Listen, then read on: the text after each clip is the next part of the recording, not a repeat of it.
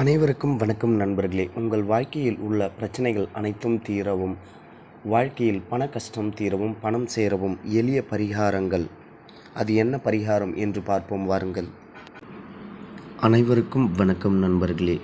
ஒரு பெண் இந்த பரிகாரம் செய்தார்கள். அவர் வாழ்க்கையே மாறிவிட்டது. அது என்ன பரிகாரம் என்பதை பற்றி நாம் இப்போது பார்க்க போகிறோம்.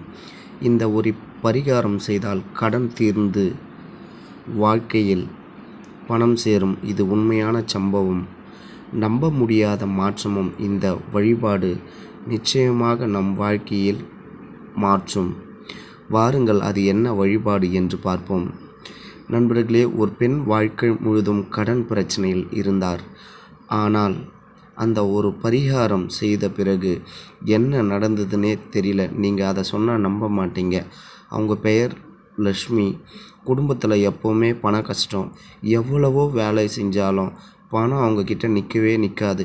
கடன் மட்டும்தான் கூடிக்கிட்டே இருந்துச்சு. திடீர்னு ஒரு நாள் ஒரு பெரியவர் அவங்க கிட்ட வந்து ஒரு எளிய பரிகாரத்தை சொன்னார். ஒவ்வொரு வெள்ளிக்கிழமை காலையில் வீட்டு வாசல் முன்னாடி தீபம் ஏற்றி மகாலட்சுமி அம்மனை மனசார பிரார்த்தனை பண்ணுங்க. அதோடு சேர்த்து ஒரு சிறிய நெய் தீபம் ஏற்றி ஓம் மகாலட்சுமியே நமக அப்படின்னு 11 தடவை சொல்லுங்க.